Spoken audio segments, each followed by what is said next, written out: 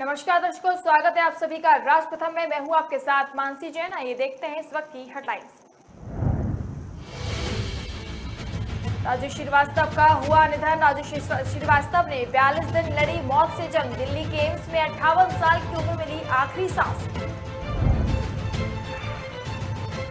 संबित पात्रा ने भारत जोड़ो यात्रा की फोटो ट्वीट कर कसा तंज। कांग्रेस नेताओं ने किया पलटवार। बीजेपी ने शराब व्यापारी का रिश्ता सीएम केजरीवाल से जोड़ा। आपने किया पलटवार। साकेत कोर्ट ने खारिज की इस शख्स की अर्जी। कुतुब मीनार परिसर पर जताया था मालिकाना हक। एम्स से डिस्चार्ज किए गए आप विधायक अमानतुल्लाह खान आज अदालत में होगी पेशी।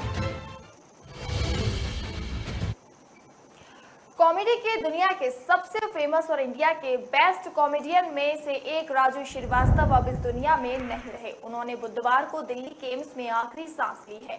10 अगस्त को जिम में वर्कआउट करने के दौरान राजू श्रीवास्तव को हार्ट अटैक आया था, जिसके बाद उन्हें तुरंत दिल्ली के एम्स में भर्ती कराया गया था। जिंदगी और मौत के बीच 42 दिनों की लंबी लड़ाई लड़ने के बाद आज कॉमेडियन का निधन हो गया। बता दें कि हॉस्पिटल में एडमिट करवाने के बाद से ही राजू श्रीवास्तव की हालत नाजुक बनी हुई थी। कॉमेडियन को पहले आईसीयू में एडमिट करवाया गया था, लेकिन तबीयत में कोई सुधार न होने के बाद भी उन्हें वेंटिलेटर पर शिफ्ट कर दिया गया। भरपूर कोशिश के बाद भी डॉक्टर्स राजू श्रीवास्तव को बचा नहीं पाए और सबको हंसाने वाले कॉमेडियन सबको रुलाकर हमेशा के लिए इस दुनिया से चले गए। राजू श्रीवास्तव के निधन के बाद उनके पीए राजेश शर्मा ने बताया कि हमें उम्मीद थी कि वो ठीक हो जाएंगे। उन्होंने कहा कि मैं मुंबई में हूं, अभी मेरी बात हुई है। राजू भाई का जाना बहुत बड़ी क्षति है हम सब के लिए। कांग्रेस नेताओं ने बीजेपी के राष्ट्रीय प्रवक्ता संबित पात्रा पर भारत जोड़ो यात्रा की एक फोटो को ट्वीट करने को लेकर निशाना साधा है। संबित पात्रा ने भारत जोड़ो यात्रा की जो फोटो ट्वीट की है, उसमें राहुल गांधी एक बच्ची का हाथ पकड़कर चल रहे हैं। इस फोटो को ट्वीट करते हुए संबित पात्रा ने लिखा कि जब धार्मिक आधार पर वोट का हिसाब किया जाता है, तब वो तुष्टीकरण कहलाता है। संबित पात्रा के इस ट्वीट को लेकर कई कांग्रेस नेता भड़क गए और उन पर जोरदार हमला बोला। कांग्रेस के वरिष्ठ नेता और सांसद शशि थरूर ने ट्वीट किया, क्या बीजेपी प्रवक्ता इससे ज्यादा नीचे भी जा सकते हैं? वह एक छोटी बच्ची है और किसी भी वोट बैंक का हिस्सा बनने के लिए बहुत छोटी है। कृपया उसे अपनी छोटी सोच से दूर रखें। जो राहुल गांधी कर रहे हैं वह एक बच्चे के प्रति एक साधारण अच्छा व्यवहार है। कांग्रेस प्रवक्ता सुप्रिया श्रीनेत ने ट्वीट किया कि एक छोटी सी बच्ची को भी नहीं बख्शा। यात्रा में अपार जनसमूह देखकर बौखलाना एक बात है, पर नफरत में इस तरह अंधा होना। कांग्रेस के महासचिव जयराम रमेश ने भी सुप्रिया श्रीनेत के ट्वीट को रिट्वीट करते हुए लिखा कि ये उससे भी बदतर है। कांग्रेस के मीडिया एवं प्रचार विभाग के अध्यक्ष पवन खेड़ा ने ट्वीट किया कि भारत जोड़ो वाला मिल गया है, जो कपड़ों तक में आपस में लड़ाई कराए वो देशभक्त नहीं सिर्फ मोदी भक्त हो सकता है। भारतीय जनता पार्टी ने दावा किया कि आम आदमी पार्टी के नेतृत्व वाली दिल्ली सरकार ने वापस ले ली गई है। नई आबकारी नीति के तहत मुख्यमंत्री अरविंद केजरीवाल के एक करीबी को शराब का ठेका दिया था।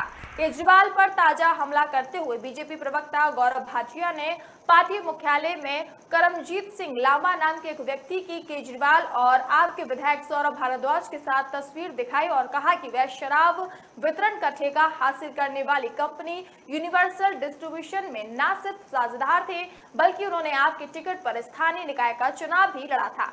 उन्होंने कहा कि अरविंद केजरीवाल ने आम आदमी पार्टी के उम्मीदवार करणजीत सिंह लांबा को सारे नियमों की अनदेखी करके शराब का ठेका दे दिया। कोई पारदर्शिता नहीं, इनका केवल एक ही मकसद है, बेईमानी। बीजेपी प्रवक्ता ने सवाल किया कि अरविंद केजरीवाल और मनीष सिसोदिया को स्पष्ट करना चाहिए कि वे अपने करीबियों को भ्रष्टाचारी की रेवड़ियां क्यों बांट रहे थे। उन्होंने आरोप लगाया कि दिल्ली सरकार ने नियमों की अनदेखी की और शराब के ठेकों में पारदर्शिता नहीं बरती। कुतुब मीनार परिसर से जुड़ी कुंवर महेंद्र ध्वज प्रसाद की एक अर्जी को दिल्ली की साकेत कोर्ट ने खारिज कर दिया है। 19 अक्टूबर से कोर्ट आगे सुनवाई शुरू करेगा कि क्या पूजा अर्चना का अधिकार मांगने वाली हिंदू पक्षकारों की अर्जी सुनवाई लायक है या नहीं। महेंद्र ध्वज प्रसाद सिंह ने कुतुब मीनार की जमीन को पारिवारिक जमीन बताया। उन्होंने खुद को पक्षकार बनाने की मांग की थी। इससे पहले महेंद्र ध्वज प्रसाद सिंह के वकील 24 अगस्त को हुई सुनवाई में अदालत नहीं पहुंचे थे। महेंद्र ध्वज प्रसाद सिंह का दावा है कि आगरा से मेरठ तक की जमीन पुश्तैनी है, इसीलिए कुतुब मीनार के आसपास की जमीन पर निर्णय लेने का अधिकार सरकार के पास नहीं है। भारतीय पुरातत्व सर्वेक्षण याचिकाओं का विरोध कर रहा है। कुतुब मीनार को 1993 में यूनेस्को ने विश्व धरोहर स्थल घोषित किया था। वर्तमान में कुतुब मीनार परिसर भारतीय पुरातत्व सर्वेक्षण के संरक्षण में है। एएसआई का सवाल है कि पिछले 150 साल से कुंवर महेंद्र ध्वज प्रसाद ने कुछ क्यों नहीं कहा। दिल्ली में आम आदमी पार्टी के विधायक अमानतुल्लाह खान को सीने में दर्द होने की शिकायत पर अखिल भारतीय आयुर्विज्ञान संस्थान ले जाया गया। वहीं सोमवार को भी विधायक चेस्ट पेन की शिकायत पर अस्पताल गए थे, जहां इलाज के बाद छुट्टी दे दी गई थी। हालांकि मंगलवार को फिर से तबियत बिगड़ने पर अमानतुल्लाह खान को एम्स ले जाया गया। इलाज के बाद मंगलवार बुधवार दरमियानी रात करीब 12:30 बजे उन्हें एम्स से छुट्टी मिल गई।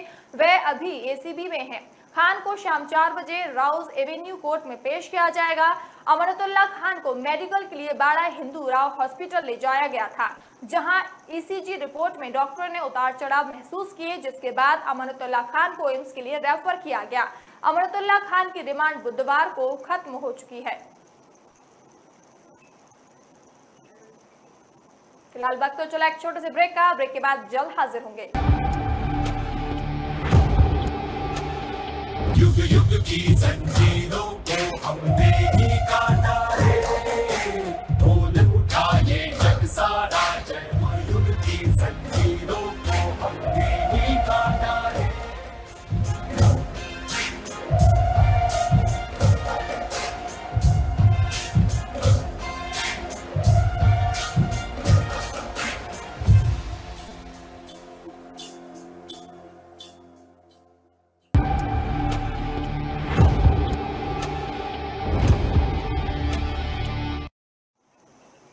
ब्रेक के बाद एक बार फिर से आप सभी का स्वागत है। दिल्ली पुलिस की आर्थिक अपराध शाखा ने एक्ट्रेस जैकलीन फडणवीस की डिजाइनर लिपाक्षी को सुकेश चंद्रशेखर से जुड़े 200 करोड़ की ठगी केस में गुरुवार को पूछताछ के लिए बुलाया था। आरोप है कि सुकेश ने जैकलीन की ड्रेस के लिए लिपाक्षी को लाखों रुपए दिए। वहीं सोमवार को भी ईओडब्ल्यू ने लिपाक्षी को पूछताछ के लिए बुलाया था, लेकिन वो बीमार होने की वजह से नहीं पहुंची थी। सोमवार को एक्ट्रेस जैकलीन फडणवीस से भी Sukesh Chandrashekhar money laundering case में 7 घंटे पूछताछ हुई थी। इससे पहले 14 सितंबर यानी बुधवार को भी जैकलीन से 8 घंटे तक सवाल जवाब किए गए थे। जैकलीन से हुई पूछताछ में उनके साथ पिंकी रानी भी थी। पिंकी का आरोप है कि उन्होंने ही सुकेश से जैकलीन का परिचय कराया था। बॉलीवुड अभिनेत्री और डांसर नोरा फतेही से भी सुकेश चंद्रशेखर से जुड़े 200 करोड़ की ठगी मामले में पूछताछ हो चुकी है। नोरा से पूछताछ के बाद आर्थिक अपराध शाखा के विशेष सीपी रविंद्र यादव ने बताया था कि जो गाड़ी उन्हें दी गई थी वो उनके कजन के पति को मिली थी। मॉनसून की विदाई से पहले ही दिल्ली एनसीआर में हवा की सेहत बिगड़ने लगी है। एनसीआर के शहरों की हवा साफ व संतोषजनक से औसत श्रेणी में पहुंच गई है। बीते 24 घंटे में दिल्ली का औसत वायु गुणवत्ता सूचकांक 130 के आंकड़े के साथ औसत श्रेणी में रहा। सबसे खराब हवा 141 AQI के साथ गुरुग्राम की रही। वहीं फरीदाबाद का 121, गाजियाबाद का 105, ग्रेटर नोएडा का 121, नोएडा का 111 व दिल्ली के नजदीकी पलवल का AQ 105 रहा। इसके अलावा मेरठ और हापुड़ की हवा ठंडी रही। उधर प्रदूषण के घिरते खतरे को देखते हुए सरकारी एजेंसियों भी हरकत में आ गई हैं। पर्यावरण मंत्री गोपाल राय ने पराली के समाधान के तौर पर बताए जा रहे बायो डिकम्पोजर लैब का दौरा किया, जबकि दिल्ली प्रदूषण नियंत्रण कमेटी ने पटाखों पर पाबंदी के आदेश जारी किए हैं। परिवहन विभाग वाहनों के प्रदूषण की जांच के लिए अपने प्रवर्तन दस्ते को बढ़ा रहा है। दरअसल दिल्ली में हर साल जून के आखिरी सप्ताह में मानसून का आगमन होता है। वह सितंबर के तीसरे सप्ताह में विदाई होती है। इस वर्ष 30 जून को दिल्ली एनसीआर में मानसून ने दस्तक दी थी। वह इसके बाद पूरे जुलाई अच्छी बारिश हुई थी। इस वजह से प्रदूषण स्तर में गिरावट आई थी। अब सितंबर में मानसून की विदाई नजदीक आते ही हवा की सेहत बिगड़नी शुरू हो गई है। राजधानी दिल्ली में मंकी पॉक्स का प्रकोप तेजी से बढ़ रहा है। बीते सोमवार दिल्ली में एक और मंकी पॉक्स का मरीज सामने आया था। जानकारी के मुताबिक नाइजीरिया की 30 वर्षीय महिला मंकी पॉक्स से संक्रमित पाई गई, जिसे दिल्ली के लोक नायक जयप्रकाश अस्पताल में भर्ती कराया गया। सोमवार को मंकी पॉक्स का नया मामला सामने आने के बाद दिल्ली में मंकी पॉक्स संक्रमितों की कुल संख्या बढ़कर 9 हो गई है। हालांकि इसी बीच राहत की बात यह है कि 9 मरीजों में से 6 मरीजों को अस्पताल से छुट्टी भी दे दी गई है और अब अस्पताल में केवल 3 मरीज भर्ती हुए हैं। एलएनजेपी अस्पताल के medical director doctor Suresh Kumar ने बताया कि इस वक्त अस्पताल में मंकी पॉक्स से संक्रमित 3 महिलाएं भर्ती हैं और सभी अफ्रीकी मूल की हैं। उन्होंने बताया कि धीरे धीरे मरीजों की स्थिति में सुधार हो रहा है और जिस महिला को सोमवार को अस्पताल में भर्ती कराया गया उसकी भी हालत ज्यादा गंभीर नहीं है। उन्होंने कहा कि हम सभी मरीजों की स्थिति पर नजर बनाए हुए हैं। वहीं देश भर में भी मंकी पॉक्स के मामले सामने आ रहे हैं। अब तक भारत में कुल 14 मंकी पॉक्स के मामले सामने आ चुके हैं। मंकी पॉक्स की बीमारी ने जुलाई के महीने में देश में दस्तक दी थी। 14 जुलाई को पहला मामला सामने आया था। वहीं राजधानी दिल्ली में मंकी पॉक्स का पहला मामला 24 जुलाई को सामने आया था। दिल्ली के एलएनजेपी अस्पताल को मंकी पॉक्स संक्रमण से संक्रमितों के इलाज के लिए नोडल स्वास्थ्य केंद्र बनाया गया है, जहां पर मरीजों का इलाज किया जा रहा है। दिल्ली एनसीआर में मौसम बदल गया है। बीते 2 दिनों से दिल्ली एनसीआर के अलग अलग हिस्सों में रुक रुक कर कहीं पर रिमझिम तो कहीं हल्की बारिश हो रही है। इससे मौसम सुहाना तो हो ही गया है, वहीं उमस भरी गर्मी से राहत मिली है। इसके अलावा बीच बीच में धूप भी निकल रही है। भारतीय मौसम विज्ञान विभाग का अनुमान है कि बुधवार यानी आज दिल्ली में आसमान में बादल छाए रहेंगे और मध्यम दर्ज की बारिश हो सकती है। इसका साफ मतलब है कि दिल्ली में अभी मानसून की बारिश होगी। मौसम विभाग के पूर्व अनुमान है कि 26 सितंबर तक मौसम का मिजाज इसी तरह बना रहेगा और इस दौरान हल्की से तेज बारिश भी हो सकती है। ऐसे में तापमान में फिर से गिरावट होगी और अधिकतम तापमान 30 डिग्री सेल्सियस जबकि न्यूनतम तापमान 22 डिग्री सेल्सियस तक पहुंच सकता है। नोएडा और गुरुग्राम में भी मौसम का मिजाज इसी तरह का बना रहेगा। इससे पहले दिल्ली एनसीआर में मंगलवार दोपहर बाद से लेकर शाम तक कई इलाकों में झमाझम बारिश हुई थी। दिल्ली के सफदरजंग वेधशाला में 2 मिमी, वहीं रिज क्षेत्र में 87 मिमी बारिश दर्ज की गई थी।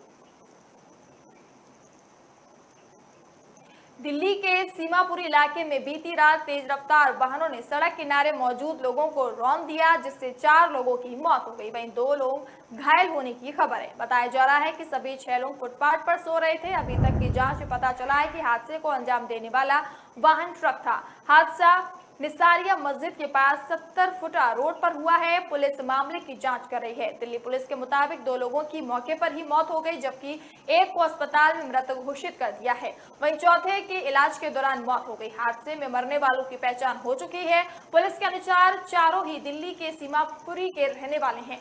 न्यू सीमापुरी के रहने वाले 52 साल के करीम, वहीं 25 साल के छोटे खान, 38 साल के शाह आलम, साहिबाबाद के रहने वाले 45 साल के राहुल शामिल हैं। इसके अलावा घायलों में साहिबाबाद के रहने वाले 16 साल के मनीष और दिल्ली के ताहिरपुर के 30 साल के प्रदीप शामिल हैं। इस घटना में शामिल वाहन का पता लगाने के लिए कई टीमों का गठन भी कर दिया गया है। फिलहाल वक्त तो चला एक छोटे से ब्रेक का। ब्रेक के बाद जल्द हाजिर होंगे।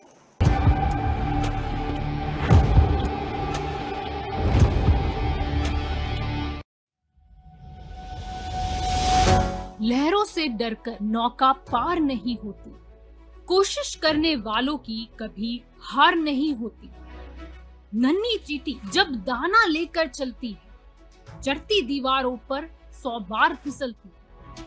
मन का विश्वास रगों में साहस भरता है। चढ़कर गिरना, गिरकर चढ़ना न अखरता है। आखिर उसकी मेहनत बेकार नहीं होती, कोशिश करने वालों की कभी हार नहीं होती। डुबकी या सिंधु में गोताखोर लगाता, जा जाकर खाली हाथ लौट कर आता।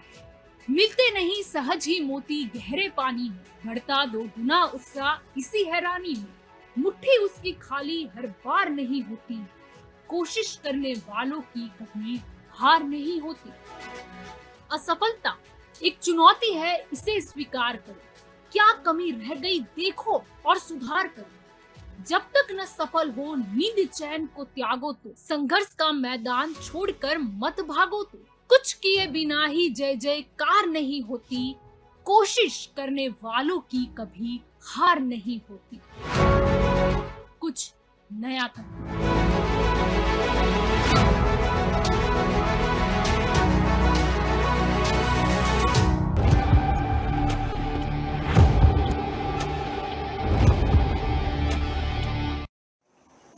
ब्रेक के बाद एक बार फिर से आप सभी का स्वागत है। बीजेपी और आम आदमी पार्टी में पिछले कई महीनों से जारी तल्खी आज और बढ़ गई। दिल्ली में बीजेपी ने प्रेस कॉन्फ्रेंस कर आम आदमी पार्टी पर हमला बोला। उन्होंने कहा कि आम आदमी पार्टी का चाल चरित्र और चेहरा बदल गया है। बीजेपी का आरोप है कि पार्टी का चेहरा कब्जा करना, लूटपाट करने का रह गया है। दिल्ली बीजेपी के अध्यक्ष आदेश गुप्ता ने कहा कि अरविंद केजरीवाल चुनाव प्रचार करने चार्टर प्लेन से जाते हैं और नीचे उतरकर ऑटो में बैठ जाते हैं। उन्होंने केजरीवाल के साधारण आदमी बनने को नौटंकी करार दिया। गौरतलब है कि पिछले दिनों गुजरात दौरे पर गए केजरीवाल की ऑटो सवारी लेने पर विवाद खड़ा हो गया था। वायरल वीडियो में गुजरात पुलिस मुख्यमंत्री केजरीवाल को प्रोटोकॉल का हवाला देते हुए नजर आ रही थी। केजरीवाल गुजरात सरकार की सुरक्षा लेने से इनकार करते हुए नजर आ रहे थे। गुप्ता ने शराब नीति में केजरीवाल के लिए कमीशन का रास्ता खोलने का भी आरोप लगाया। उन्होंने कहा कि स्टिंग ऑपरेशन से स्पष्ट हो चुका है कि शराब नीति क्यों लाई गई थी। मध्य प्रदेश के कूनो पार्क में नाम्बिया से लाए गए 8 चीतों को भोजन के तौर पर करीब 200 चीतल को छोड़ने की खबरों का बीजेपी नेता कुलदीप बिश्नोई ने साफ तौर पर खंडन किया है। इसके अलावा उन्होंने मीडिया में आई इस तरह की खबरों पर नाराजगी जाहिर की है। कुलदीप सिंह ने एक ट्वीट कर कहा कि मेरी केंद्र सरकार से बात के बाद भोपाल प्रधान मुख्य वन संरक्षण श्री जसबीर सिंह ने भी आधिकारिक पुष्टि कर दी है कि किसी भी हिरण या चीतल को नहीं भेजा गया है। सभी से मेरा अनुरोध है कि इस मामले में फैलाई जा रही झूठी खबरों से सावधान रहे। केंद्रीय नेतृत्व का आभार है। एक अन्य ट्वीट कर उन्होंने कहा, मेरी केंद्र सरकार से बातचीत हो चुकी है। चीतों को एक भी चीतल या हिरण नहीं भेजा गया। इस तरह के समाचार पूरी तरह से भ्रामक एवं झूठे हैं। मेरा सभी से अनुरोध है कि इस तरह की बेबुनियादी बातों पर विश्वास न करें। जीव संरक्षण की दिशा में केंद्र सरकार ने बहुत सराहनीय कार्य किए हैं। बता दें कि कुछ जगहों पर दावा किया गया था कि कूनो पार्क में छोड़े गए चीतों के भोजन के लिए पार्क में 200 चीतल छोड़े गए हैं। इस खबर पर बिश्नोई समाज ने आपत्ति जाहिर की थी। बिश्नोई समाज में चीतल का हिरण को लेकर धार्मिक आस्था है। हरियाणा, राजस्थान, मध्य प्रदेश में रहने वाले बिश्नोई समाज ने इस पर कड़ी आपत्ति दर्ज की थी, जिसके बाद सरकार को इस पर सफाई देनी पड़ी। रेलवे स्टेशनों पर साफ सफाई और सभी सुविधाओं के पर्याप्त इंतजाम को लेकर उत्तर रेलवे की तरफ से स्वच्छता पखवाड़ा कार्यक्रम चलाया जा रहा है। ये कार्यक्रम 2 अक्टूबर तक चलेगा। इसी कड़ी में केंद्रीय रेल मंत्री अश्विनी वैष्णव ने दिल्ली के हजरत निजामुद्दीन रेलवे स्टेशन का निरीक्षण किया। रेल मंत्री ने रेलवे स्टेशन पर फुट ओवर ब्रिज स्टेशन और पटरियों की साफ सफाई समेत यात्रियों को दी जाने वाली तमाम सुविधाओं का जायजा लिया। इस दौरान उन्होंने स्टेशन और पटरियों पर साफ सफाई और रेलगाड़ियों के कोचों को डिसइंफेक्टेड करने के निर्देश दिए। हालांकि इसके लिए रेलवे प्रशासन की ओर से पहले से ही काम किया जा रहा है, जिसके लिए यूवीसी मशीन का इस्तेमाल किया जाता है। इसके साथ ही हजरत निजामुद्दीन रेलवे स्टेशन के फुट ओवर ब्रिज पर दी जाने वाली सभी सुविधाओं और साफ सफाई को लेकर भी रेल मंत्री ने जायजा लिया। इस दौरान रेल मंत्री ने खुद स्टेशन पर साफ सफाई को लेकर झाड़ू उठा ली और रेल मंत्री को देखते हुए अन्य अधिकारी भी साफ सफाई करने लगे। इस मौके पर रेल मंत्री ने कहा कि सभी रेलवे स्टेशनों पर साफ सफाई और यात्रियों को दी जाने वाली सभी सुविधाओं को लेकर स्वच्छता अभियान चलाया जा रहा है। हजरत निजामुद्दीन रेलवे स्टेशन को लेकर उन्होंने कहा कि ये दिल्ली का एक बड़ा स्टेशन है। हर रोज हजारों अंतर्राज्यीय यात्री यहां से सफर करते हैं। ऐसे में स्टेशन की साफ सफाई एक बड़ी चुनौती है, लेकिन यात्रियों की सुविधाओं के लिए हमें स्टेशन की साफ सफाई का पूरा ध्यान रखना होगा। आम आदमी पार्टी के विधायक दिलीप पांडे ने दुर्गेश पाठक से ईडी की पूछताछ मामले पर कहा कि दुर्गेश पाठक दिल्ली में एमसीडी की मोर्चा संभाले हुए हैं। इनका शराब नीति से कोई लेना देना नहीं है। ईडी ने उनसे 11 घंटे पूछताछ की, लेकिन कुछ नहीं मिला। वहीं गुजरात में बीजेपी जितना जनाधार खोएगी, उतना ही गिरफ्तारी और छापे का सिलसिला बढ़ता जाएगा। गुजरात और निगम चुनाव बीजेपी हार रही है, इसीलिए बौखलाहट में फर्जी रेड करवा रही है। वहीं आगे विधायक ने कहा, कूड़ा और करप्शन करने वाली बीजेपी की विदाई इस बार एमसीडी से हो जाएगी। हम जेल जाने के लिए तैयार हैं। मोदी और बीजेपी को लगता है कि जेल भेजने से वो गुजरात जीत जाएंगे, तो हम गिरफ्तार होने का इंतजार कर रहे हैं। वहीं विधायक अमानतुल्लाह खान पर दर्ज केस पर दिलीप पांडे ने कहा कि 40 विधायकों पर 169 केस किए लेकिन कुछ नहीं मिला। वहीं अब ऑपरेशन लोटस के तहत आप विधायकों पर केस हो रहे हैं। अमानतुल्लाह के खिलाफ केस फर्जी है। इधर उधर के फर्जी रेट को जोड़ा जा रहा है। विधायक दिलीप पांडे ने कहा, गुजरात चुनाव पर प्रधानमंत्री से लेकर जेपी नड्डा गुजरात का चक्कर लगा रहे हैं। गुजरात में अब सीधी लड़ाई आप और बीजेपी के बीच है। आगे उन्होंने ममता के स्थानीय नेताओं पर ईडी और सीबीआई के गलत इस्तेमाल के बयान पर कहा कि ममता बनर्जी कुछ भी कहें लेकिन तथ्य क्या कहते हैं वो समझिए। बीजेपी सीरियल किलिंग करती है। ऑपरेशन लोटस के जरिए सरकारें गिरा के अपनी सरकार बनाने में कामयाब हो जाती है, लेकिन दिल्ली और पंजाब में इनका यह ऑपरेशन फेल हो गया है। बाकी राज्यों में इनका एक्सपेरिमेंट सफल रहा, लेकिन दिल्ली और पंजाब में पूरी तरह फेल हो गया। ये सभी रेड 3 महीने और चलेंगी, फिर सब खत्म हो जाएगा। गुजरात में बीजेपी साफ हो जाएगी। जामिया मिलिया इस्लामिया की पूर्व छात्रा ईशा को यूरोपियन स्पेस एजेंसी द्वारा यूरोपियन इंटरपार्लियामेंट स्पेस में प्रतिष्ठित स्पेस सस्टेनेबिलिटी से अवार्ड 2021 से नवाजा गया। ईशा जामिया में bachelor of technology mechanical engineering की छात्रा थी। ये पुरस्कार समारोह स्पेशल मेंशन ऑफ जूरी श्रेणी में 16 सितंबर को फ्रांसीसी सीनेट पेरिस फ्रांस में आयोजित किया गया था। ईशा ने नेक्स्ट जनरेशन के उपग्रहों के लिए एक अभिनव सेलिंग डिवाइस की अवधारणा विकसित की। इस सेलिंग डिवाइस में न्यूनतम सेल एरिया और मास के साथ लगातार ऑर्बिटल डीके रेट को बढ़ाने की क्षमता है। यह आइडिया पेटेंट के लिए भी दायर किया गया। यह पुरस्कार युवा वैज्ञानिकों को उनके आइडिया की सराहना के लिए दिया जाता है जो अंतरिक्ष के सतत उपयोग को बढ़ावा देते हैं। ये इन वैज्ञानिकों को EIAC में अपने आइडिया रखने के लिए एक मंच भी उपलब्ध कराता है। जहां कुलपति प्रोफेसर नजमा अख्तर ने इस महान उपलब्धि के लिए ईशा को बधाई दी और आशा की कि यह विश्वविद्यालय की अन्य छात्राओं को बड़े सपने देखने और मेहनत और लगन से अपने लक्ष्य को प्राप्त करने के लिए प्रेरित करता है। बता दें कि ईशा वर्तमान में कंपोनेंट डेवलपमेंट विभाग Leibniz institute of composite material GmbH Germany में रिसर्च एसोसिएट के रूप में काम कर रही हैं। जामिया से बीटेक पूरा करने के बाद उन्होंने 1.5 साल तक कंसल्टेंसी सर्विस में काम किया और फिर नैनयांग टेक्नोलॉजी यूनिवर्सिटी और म्यूनिक के टेक्निकल यूनिवर्सिटी से एयरस्पेस इंजीनियरिंग में मास्टर्स करने के लिए सिंगापुर के लिए उड़ान भरी। उनके पिता डॉक्टर अनिल कुमार जामिया के हिंदी विभाग में एक एसोसिएट प्रोफेसर भी हैं। फिलहाल इस बुलेटिन में इतना ही। अब मुझे दीजिए इजाजत। नमस्कार।